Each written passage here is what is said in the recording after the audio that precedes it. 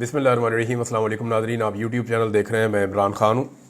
सबसे पहले तो मैंने एक सर्वे करवाया नादरीन, और ये सर्वे मैंने इसलिए करवाया ज़रा लोगों की राय भी ले लें। मुझे लगा मेरी राय ज़रा सख्त है। जो पाकिस्तान में इस्लामी नज़रियाती कौंसल ने जो एक फ़तवा सा जारी किया है कि जनाब जो VPN है वो गैर शरई है या हराम चीज़ है, और इसके बारे में वैसे मौलाना तारिक जमील साहब ने एक स्टेटमेंट दिया। उन्होंने कहा जी हराम नहीं है ये, और इस तरह तो फिर और बहुत सारी चीज़ें आप हराम कर देंगे, आप तो ये रास्ता खोल देंगे। वैसे कुरान पाक में अल्लाह ताला ने हराम और हलाल का फ़र्क बड़े अच्छे तरीके से समझा दिया है, और हमारी शरीयत इतनी मुश्किल है नहीं जितनी हमारे मौलवियों ने बना दी है। तो इस दफ़ा पाकिस्तानी बड़े क्लियर है।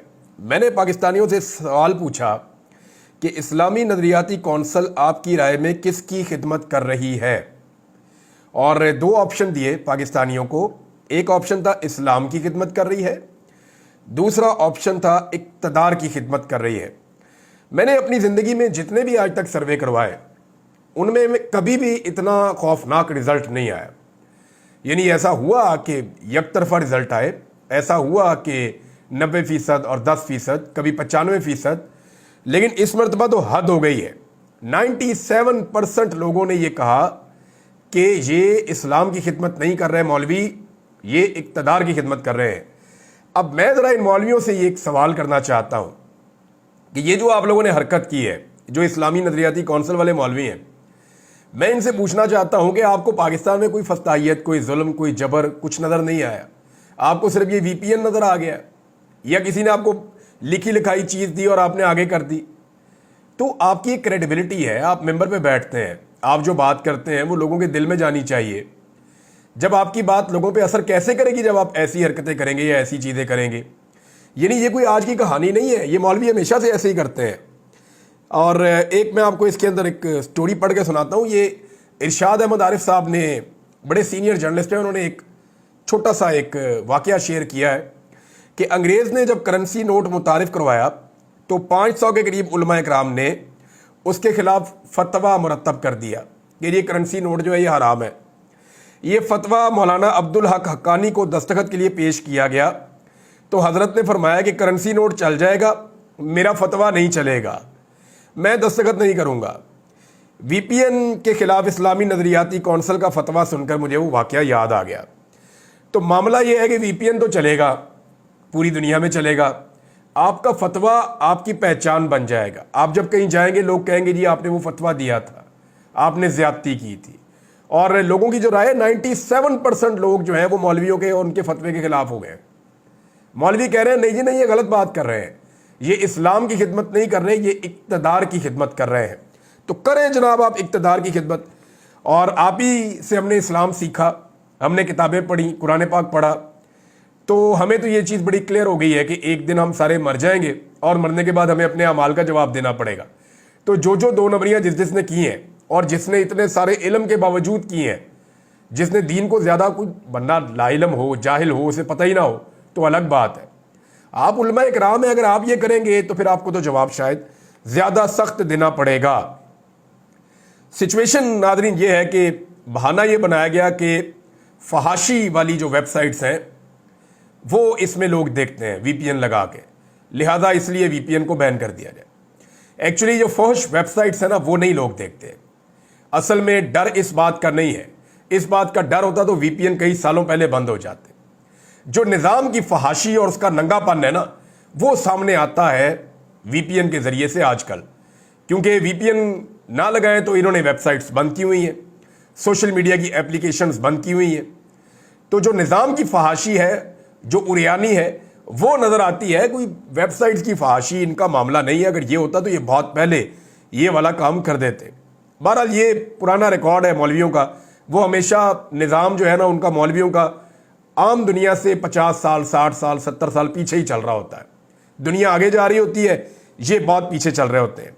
अब मुल्क में VPN की बंदिश से ना सिर्फ सोशल मीडिया का नुकसान हो रहा है, जो सारिफीन हैं वो एक्सेस नहीं कर पा रहे बहुत सारी एप्लीकेशंस तक, बल्कि इससे एक और चीज़ भी हो रही है। इससे जो आपके फ्रीलांसर्स हैं, जो काम करते हैं, उनको बड़ी दिक्कत आ रही है। और सोशल मीडिया को बंद करके, इंटरनेट को स्लो करके, VPNs को बंद करके पाकिस्तान ने लगातार अरबों रुपए का नुकसान किया है, और ये नुकसान पाकिस्तान करता चला जा रहा है। हुकूमत को इस बात की कोई फिक्र नहीं है। अब नौजवानों ने इसका हल तलाश करना शुरू कर दिया है। कुछ नौजवानों ने कुछ हल जो है वो पेश भी कर दिए हैं, यानी लगातार लोग इसका हल ढूंढ रहे हैं कि अगर वीपीएन ब्लॉक हो गए हैं तो उनको वापस खोलना कैसे है। अरसलान बलोच साहब हैं, ये सोशल मीडिया पे बड़े एक्टिव हैं। इन्होंने लिखा जी कि जिनके वीपीएन नहीं चल रहे वो वीपीएन की सेटिंग्स में जाएं और वहां जाकर प्रोटोकॉल्स को तब्दील कर दें। हुकूमत वीपीएन मुकम्मल बंद नहीं कर सकती, सिर्फ प्रोटोकॉल्स बैन करती है। इस वक्त यूडीपी प्रोटोकॉल को मुकम्मल काम कर रहा है, जो यूडीपी प्रोटोकॉल है वो मुकम्मल काम कर रहा है पाकिस्तान में, या आप इसे तब्दील भी कर सकते हैं। जो बेहतर काम कर रहा हो उसे आप सेलेक्ट कर दें, तो आप प्रोटोकॉल जाके तब्दील करें। यहाँ से आप जाएं, उसके अंदर वीपीएन की सेटिंग में जाएं जो आपके पास है, उसके अंदर जो प्रोटोकॉल्स हैं उनको तब्दील कर दें। वहाँ जो यूपीडी प्रोटोकॉल है उन्होंने वो रिकमेंड किया है, लेकिन अगर आपको लगता है कोई और अच्छा काम कर रहा है तो आप उसको लगा सकते हैं और उसे सेलेक्ट कर दें। हुकूमत भी यही इस्तेमाल कर रही है। अगर हुकूमत ये चारों प्रोटोकॉल्स बंद कर दे तो वो खुद भी इस्तेमाल नहीं कर सकेंगे। ये साथ उन्होंने जो है ना प्रोटोकॉल्स की जो है वो एक तस्वीर भी, स्क्रीनशॉट भी शेयर किया हुआ है। ये थैंक्स टू अरसलान बलोच, ये मैंने उनसे लेकर ये इन्फॉर्मेशन पढ़ी है। और भी बहुत सारे दोस्तों ने मैसेजेस किए, अब सबके पढ़ूंगा तो पूरा वीलॉग इसी पे हो जाएगा। बहरहाल नौजवानों ने इसका हल तलाश कर लिया, जितने मर्जी अरबों रुपए ये लगा लेते हैं, उसके बाद नौजवान उसका हल ढूंढ लेते हैं। अब मुल्क जो है वो पूरा बंद होने जा रहा है। कैसे? इमरान खान जब भी एहतजाज की कॉल देते हैं ना, इमरान खान साहब को मुल्क बंद नहीं करना पड़ता। इमरान खान जिस शहर में कॉल देते हैं वो सुबह खुद ही बंद हो जाता है। इस्लामाबाद में कॉल देते हैं तो आसपास के सारे इलाके, शहर जितने वहाँ पे इजला हैं वो सारे खुद ही बंद हो जाते हैं। इमरान खान साहब की कॉल देने की देर है, हुकूमत ने सारे शहर खुद ही बंद कर देने, और ये आप होता हुआ देखेंगे। और एक बंदिश होगी जो लगातार चलेगी चंद दिनों तक। एतवार की इमरान खान साहब की कॉल है, तो ऐसा लगता है कि 24 तारीख के बाद काफ़ी दिनों तक हुकूमत जो है वो उनको शायद बंद रखना पड़ेगा पाकिस्तान पूरे को। वैसे भी पाकिस्तान बंद हो रहा है, लॉकडाउन के नाम के ऊपर बंद हो रहा है। वीपीएन तो बंद ही कर दिया गया है, बहुत सारी और चीज़ें पाकिस्तान में बंद है। बच्चों के स्कूल भी बंद कर दिए गए हैं, कहीं 3 दिन की छुट्टियां दी गई हैं, कहीं कहा जा रहा है कि अगले हफ्ते से हम लोग बंद करेंगे। कहीं सड़कें बंद कर रहे हैं, कहीं खुदाइयाँ कर रहे हैं, कहीं कंटेनर जमा कर रहे हैं। और कंटेनर वालों ने वैसे 2-2 चाबियाँ ज़्यादा भी बना ली हैं कि ये जब हमारा दाव लगेगा हम कंटेनर उठा के अपना निकल जाएंगे। हर कंटेनर के साथ तो पुलिस वाला खड़ा नहीं हो सकता। अब एक और चीज़ है जी कि उलमा का जो ये फतवा आया है, या ये इस्लामी नज़रियाती कौंसिल का जो एक प्रेस रिलीज है, इसको बाकायदा पाकिस्तान टेलीविजन ने, आपको पता है कहां पे अवाम को खबर देने के लिए पोस्ट किया? एक्स के ऊपर। कैसे पोस्ट किया होगा सोचें जरा आप, वीपीएन के जरिए किया होगा ना। ये अभी कल वज़ीर आज़म ने जो पोस्ट की थी वो कैसे की थी? वीपीएन के जरिए की थी। पाकिस्तान के सारे वुज़रा, पाकिस्तान के सारे इदारे सब वीपीएन इस्तेमाल कर रहे हैं, और वीपीएन का इस्तेमाल पाकिस्तान के सरकारी मुल्ला कह रहे हैं कि ये गैर शरई है। कितनी बड़ी ज़्यादती है। यानी सबसे पहले तो इनके ऊपर गैर शरई हरकत करने पे इनके खिलाफ तो सुप्रीम कोर्ट में और अदालतों में जाना चाहिए, और अदालतों में जाके इनके खिलाफ कार्रवाई करवानी चाहिए 63A की कि जनाब ये तो गैर शरई हरकतें कर रहे हैं, ये तो अब सादिक और अमीन ही नहीं रहे, लिहाजा इनको इनके ओहदों से फारिग कर दिया जाए। नाज़रीन, एक और गवाही आई है, और इस दफ़ा गवाही दी है सुहेल वड़ाइश साहब ने। इमरान खान साहब के सख्त नाक़िद हैं, इमरान खान साहब के सख्त खिलाफ हैं, नवाज शरीफ के और जरदारी साहब के बहुत बड़े हामी हैं। ज़्यादातर सुहेल वड़ाइश साहब का जो टिल्ट होता है, नून लीग पे भी वो तनकीद कर लेते हैं, लेकिन उनका टिल्ट हमेशा पीपल्स पार्टी की तरफ रहता है। जरदारी साहब ने अपनी फैमिली के जो बड़े क्लोज सर्कल हैं वहाँ पे भी जब कभी कोई इवेंट किया तो हामिद मीर साहब को और सुहेल वड़ाइश साहब को ज़रूर उन्होंने दावत दी, किसी और को बुलाया या नहीं बुलाया, क्योंकि वहाँ ताल्लुकात इन दोनों लोगों के तो बहुत अच्छे हैं। अच्छा, इसमें सुहेल वड़ाइश साहब के क्योंकि बड़े ज़बरदस्त ताल्लुकात हैं इस वक्त, और वो एस्टेब्लिशमेंट की बहुत तारीफ़ें भी करते हैं, तो वड़ाइश साहब ने भी ये तस्दीक कर दी है कि इमरान खान साहब को वाकई एस्टेब्लिशमेंट की जानिब से डील ऑफर की गई, और जो डील ऑफर की गई इलेक्शन के बाद वाली जो डील थी उसमें वो तफसीलात भी बता रहे हैं। वो ये कह रहे हैं कि उन दिनों में जो डील ऑफर की गई उसमें ये था कि इमरान खान साहब को कहा गया कि जनाब आपको हम रिहा कर देते हैं, आप बनीगाला चले जाएं, और धांधली के ऊपर एक कमीशन बना दिया जाता है, ट्रक की बत्ती, आप उसके पीछे लगे रहें, लेकिन हुकूमत को ज़रा चलने दें अभी। तो इमरान खान साहब ने साफ इनकार कर दिया, उन्होंने कहा जी मेरा मैंडेट वापस करो। अब जो मैंडेट वापस करने वाला मामला ना, यही तो एक फंसा हुआ है। इमरान खान साहब के किसी और मामले पे इतना प्रॉब्लम नहीं है, प्रॉब्लम है मैंडेट वापस करने वाले मामले का।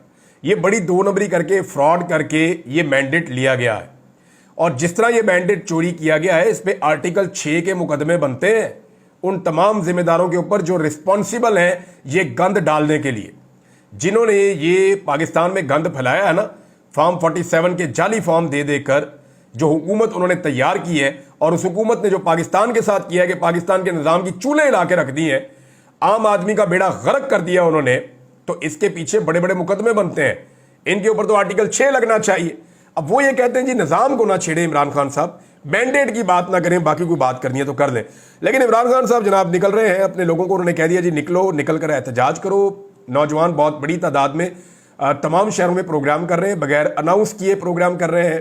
یعنی سیالکوٹ میں پروگرام ہوئے, پنجاب کے مختلف شہروں میں پروگرام ہوئے, اور بڑی تیزی سے ورکروں کے اندر کمپین چل رہی ہے. راولپنڈی میں ڈور ٹو ڈور کمپین چل رہی ہے, بازاروں میں لوگ گھوم رہے ہیں, ہر جگہ پہ جا کے لوگوں کو موٹیویٹ کیا جا رہا ہے. پاکستان تحریک انصاف ڈیفرنٹ طریقے سے اس دفعہ اپنی کمپین بنا رہی ہے. تحریک انصاف وہ میڈیا نہیں کھیل رہی, ورنہ یہ میڈیا تو یہ بھی کہتا تھا کہ 8 فروری 2024 کو پاکستان تحریک انصاف کو 10-20 سیٹیں ملیں گی. لیکن پاکستان تحریک انصاف نے اتنے ووٹ لیے کہ ان کے آدھی سے زیادہ سیٹیں چھیننے کے باوجود آج بھی وہ پارلیمنٹ کی سب سے بڑی جماعت ہے. تو اس میڈیا پہ تحریک انصاف کسی طرح بھی بھروسہ نہیں کر سکتا, نہ ان کے اوپر انحصار کر سکتا ہے. لہذا تحریک انصاف نے اپنے جو سیکنڈ ٹیئر ہے ورکرز کی, ان کو استعمال کیا, اور جو لوگ پبلک میں پاپولر فیسز ہیں ان کو استعمال کیا, اپنے عہدیداروں کو استعمال کیا, اور عام نوجوان نکل کے پمفلٹ لے کر جا رہے ہیں, لوگوں کو مل رہے ہیں, ملاقات کر رہے ہیں, انہیں بتا رہے ہیں کہ کیوں ضروری ہے 24 تاریخ کو عمران خان کی کال پہ باہر نکلنا. چھوٹے چھوٹے گلی محلوں کے اندر جو ہے وہ کارنر میٹنگز ہو رہی ہیں. تو اس دفعہ پنجاب میں اسٹریٹجی ڈیفرنٹ ہے, خیبر پختونخوا کے اندر جو ہے وہ اسٹریٹجی ڈیفرنٹ ہے. اس حکمت عملی کے ساتھ پاکستان تحریک انصاف ایک بڑی مصیبت کھڑی کر سکتی ہے موجودہ حکومت کے لیے. اچھا ایک چیز میں آپ کو اور بتاتا ہوں ناظرین, اوورسیز پاکستانی اپنے گھر میں سو بھی رہے ہوتے ہیں نا, تو میاں صاحب کو نیند کوئی نہیں آتی. انہوں نے میاں صاحب کو ذہنی مریض بنا دیا, بلکہ سارے خاندان کو ذہنی مریض بنا دیا. میاں صاحب کا میں نے چہرہ دیکھا, استغفر اللہ, یعنی میں ڈر گیا تھا وہ تصویر دیکھ کے. سوشل میڈیا پہ کسی نے پوسٹ کی ہوئی تھی, یعنی ان کی آنکھوں میں جیسا خوف تھا, چہرے کے جو تاثرات تھے میاں صاحب کے, جیسے انہوں نے وہ نیچے والا ماسک لگاتے ہیں, اور جو ان کی صورتحال تھی, میں سیریسلی ڈر گیا تھا دیکھ کے. اور میں نے توبہ کی, میں نے کہا یا اللہ یہ کیا کر دیا تو, یہ کیا ہو گیا اس آدمی کے ساتھ. یعنی جو انسانوں کو دکھ دے گا, انسانوں کو تکالیف دے گا, ظلم کرے گا, بربریت کرے گا, جبر کرے گا, فسطائیت کرے گا, اس کو پھر اس دنیا میں بھی دیکھنا پڑتا ہے. میاں صاحب نے بہت ظلم کیا ہے لوگوں کے اوپر, اور جو حال ہی میں گزشتہ 2-2.5 سال میں میاں صاحب نے اور ان کے خاندان نے مل کر ظلم کیا, وہ اب ان کے چہرے پہ نظر آنا شروع ہو گیا ہے. بات کرتے ہیں تو بات پوری نہیں کر پاتے, شعر پڑھتے ہیں تو لوگوں کو یاد کرانا پڑتا ہے کہ جناب یہاں سے یہ جملہ 2-3 دفعہ ان کو یاد کروانا پڑتا ہے. بہت عجیب صورتحال ہے میاں صاحب کی, اور ڈرے ہوئے ہیں, سہمے ہوئے ہیں. وہ جو اوورسیز پاکستانی ہیں, وہ نوجوان اپنے گھر میں بھی سو رہے ہو نا, تو میاں صاحب رستے تبدیل کرتے رہتے ہیں.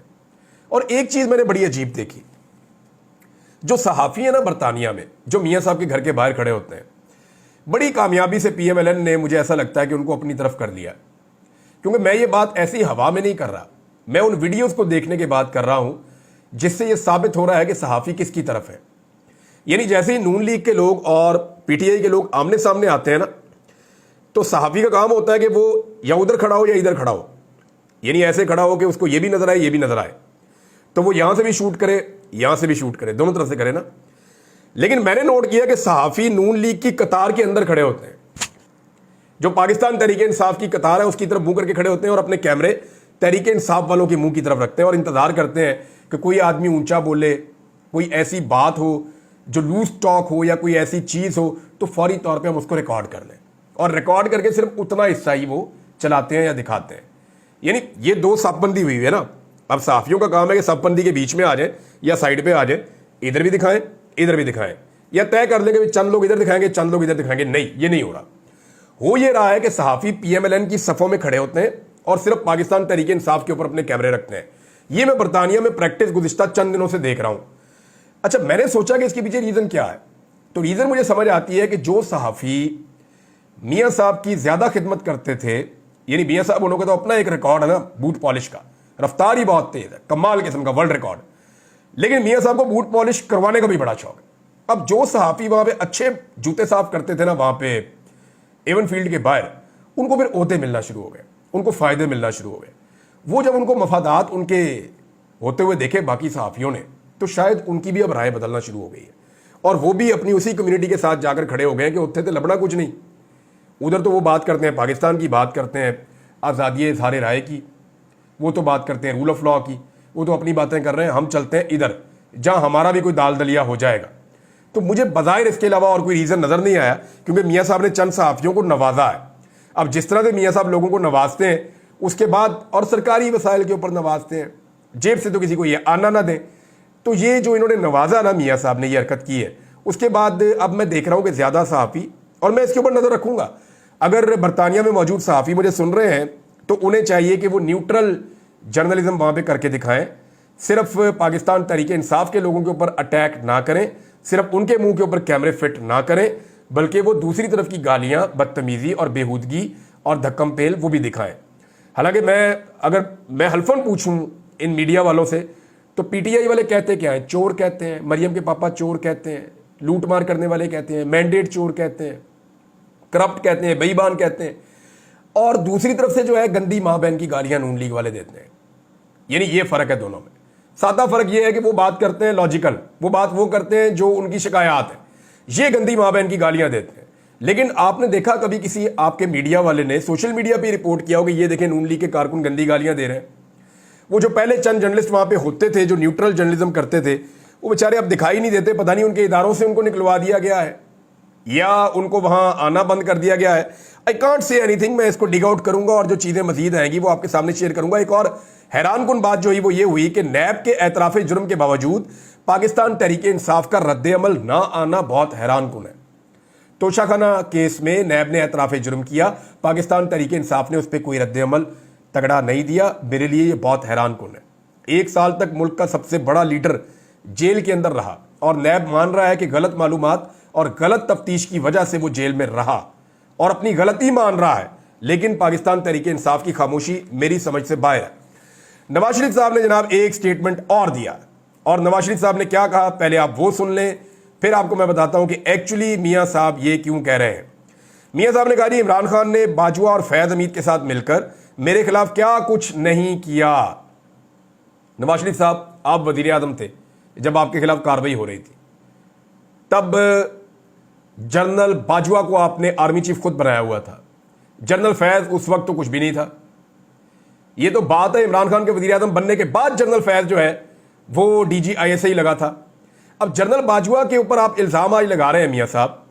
اسی جنرل باجوہ کے لیے یہ باقاعدہ میرے پاس ثبوت موجود ہیں، آپ نکال کر دیکھ لیں کہ کس نے یہ ٹرینڈ چلوایا تھا کہ we stand with general Bajwa.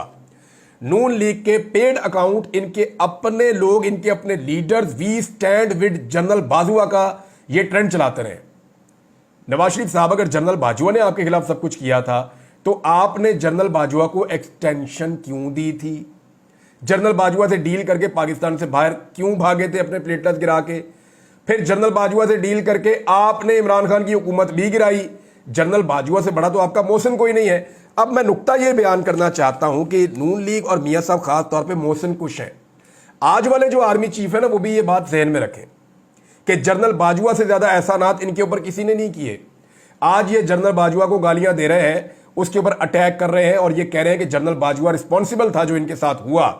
کل یہ جناب علی آپ کو بھی کہیں گے اور یہ آج والے آرمی چیف کو کل کہہ رہے ہوں گے ہمیں تو اس آرمی چیف نے بسوا دیا تھا، ہم تو کہہ رہے تھے کہ بغیر مینڈیٹ کے ہم نے حکومت لینی نہیں، آرمی چیف نے ہمیں زبردستی بسوا دیا ملک کی بقا کا نام لے کر. تو یہ کل کو سارا ملبہ بھی ادھر ہی گرنا ہے. یہ ان کا ٹریک ریکارڈ ہے، کوئی نئی چیز نہیں ہے. اب تک کے لیے اتنا ہی. اپنا خیال رکھیے گا، اپنے اس چینل کا بھی. اللہ حافظ.